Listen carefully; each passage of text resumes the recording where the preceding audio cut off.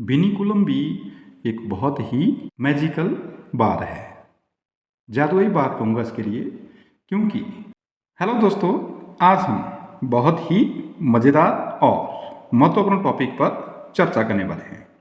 जी हाँ, हम बात करने वाले हैं ब्रैकेट्स के बारे में, जिसे हम हिंदी में कोष्टक कहते हैं। कोष्टक का प्रयोग गणित के साथ साथ अन्य विषयों में भी बहुत ही फ्रिक्वेंटली किया जाता है। आज के टॉपिक में हम ब्रैकेट के प्रयोग के बारे में, उनके प्रकार के बारे में और उसके महत्व के बारे में जानेंगे। सबसे पहले हम बात करेंगे ब्रैकेट्स की परिभाषा की। How to define brackets. कोष्टक ऐसा प्रतीक जिसका प्रयोग पदों को समूहबद्ध करने या संक्रियाओं के क्रम को दर्शाने के लिए किया जाता है, या हम इस प्रकार भी कह सकते हैं, कोष्टक विभिन्न बीजगणितीय व्यंजकों या संख्याओं या अक्षरों को एक साथ समूहीकृत करने के लिए अद्वितीय प्रतीक है। कोष्टक का प्रयोग मात्र गणित में ही नहीं किया जाता है, अपितु अन्य भाषाओं में भी किया जाता है।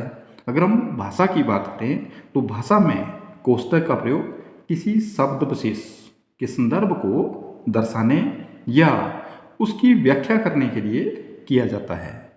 मान लो अगर ब्रैकेट का प्रयोग ना किया हो या ब्रैकेट ना होता तो हम किसी शब्द की या किसी वाक्य की यदि हम उसकी विशेषता या उसकी व्याख्या करना चाहते हैं तो हम कैसे करते हैं? यह बहुत ही महत्वपूर्ण है। इसका उपयोग कैसे किया जाता है, कहाँ कहाँ किया जाता है, इसके बारे में थोड़ी सी बात कर लेते हैं।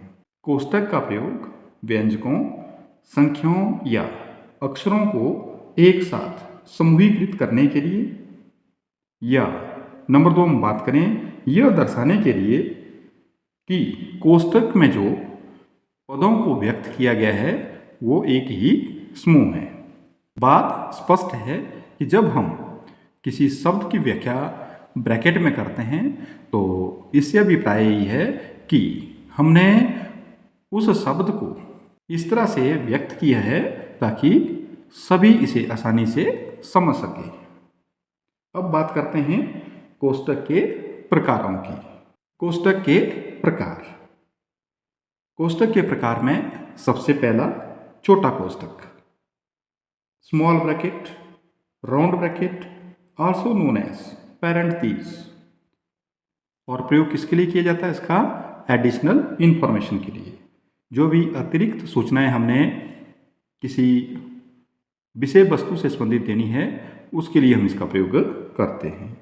नंबर 2 पे मध्य bracket, curly bracket, braces, mid bracket, और इसका प्रयोग करते हैं हम अपनी जो चॉइस है, हमारी जो रुचियां हैं उनको दर्शाने के लिए इसका प्रयोग हम करते हैं।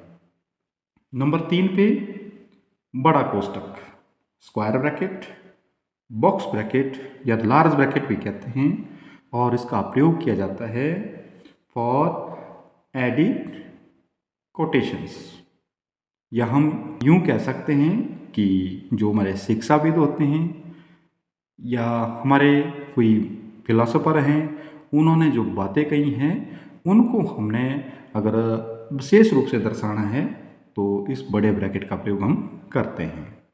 नंबर 4 पे बहुत ही इंटरेस्टिंग, बहुत ही रोचक है बार ब्रैकेट, जिसे हम बार, फ्रैक्शनल बार या रेखा कोष्टक और विनिकुलम भी कहते हैं।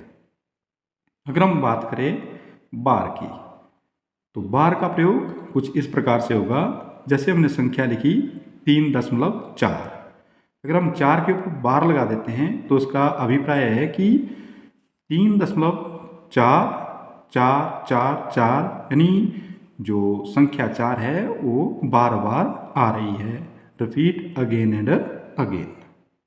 अगर हम लिखते हैं 5 - 4 और उसके ऊपर हम लगा देते हैं बार ब्रैकेट।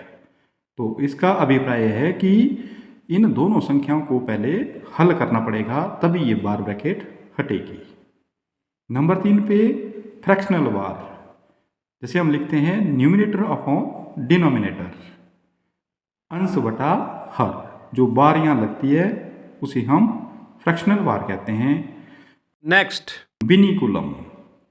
विनिकुलम भी एक बहुत ही मैजिकल बार है, जादुई बार कहूँगा इसके लिए, क्योंकि जो विनिकुलम है इसका अर्थ है बंधन या नज़दीकी, सन्निकटता। यह लैटिन भाषा का शब्द है। जैसे अगर हम लिखते हैं 28, 28 बराबर है 32, लेकिन हम सभी जानते हैं कि 28 32 के बराबर नहीं हो सकता है। जब हम 2 के ऊपर बार लगा देते हैं तो उससे अभिप्राय है 30 में से 2 कम किया जाएगा, हो गया 28। तो इस प्रकार बार का प्रयोग 4 प्रकार से किया जा सकता है। ये थे हमारे प्रमुख ब्रैकेट, जो कि गणित में जो बोर्ड मास के क्वेश्चन होते हैं उनमें प्रयोग किए जाते हैं, और अन्य जगह भी गणित में इनका बहुत ही प्रयोग रहता है। इसके अलावा हमारे पास है एब्सोल्यूट वैल्यू ब्रैकेट, जिसे हम निरपेक्ष मान कहते हैं। निरपेक्ष मान में जो भी संख्या लिखी जाती है, चाहे पॉजिटिव और नेगेटिव हो, उसका आंसर पॉजिटिव ही रहता है। आगे बात करते हैं नंबर 2 पे, जो एडिशनल ब्रैकेट है वो है रेडिकल्स, कर्नी कोष्ठक। नंबर 3 पे एंगल ब्रैकेट, जिसका गणित में कम प्रयोग होता है, लेकिन अन्य भाषाओं में एंगल ब्रैकेट का प्रयोग बहुत ज़्यादा होता है। फिजिक्स में सबसे ज़्यादा होता है। हिंदी में भी एंगल ब्रैकेट का प्रयोग किया जाता है। अगर हम बात करें गणित में, तो एंगल ब्रैकेट को अगर हम ध्यान से देखते हैं तो उसका प्रयोग हम ग्रेटर देन और लेस देन अलग अलग करके इसका प्रयोग कर लेते हैं। तो ये ब्रैकेट्स के प्रकार हैं। अब हम बात करते हैं ब्रैकेट्स को सॉल्व करने के सीक्वेंस की। तो ब्रैकेट्स को सॉल्व करने का सीक्वेंस कुछ इस तरह से, सबसे पहले हम सॉल्व करेंगे बार ब्रैकेट, उसके बाद स्मॉल ब्रैकेट, छोटा ब्रैकेट, उसके बाद मध्य ब्रैकेट, और लास्ट में लार्ज ब्रैकेट, जिसे हम स्क्वायर ब्रैकेट या बड़ा ब्रैकेट कहते हैं। इस सीक्वेंस को हम एक उदाहरण की सहायता से आसानी से समझ सकते हैं। आप स्क्रीन पे एक क्वेश्चन देख रहे हैं जिसमें स्क्वायर ब्रैकेट और कर्ली ब्रैकेट, मध्य ब्रैकेट बोलते हैं जिसे, छोटा ब्रैकेट, बार ब्रैकेट, सभी का प्रयोग किया गया है। अगर हम इस बोर्ड मास के क्वेश्चन को हल करना चाहते हैं तो सबसे पहले हम बार ब्रैकेट को सॉल्व करेंगे कुछ इस तरह से।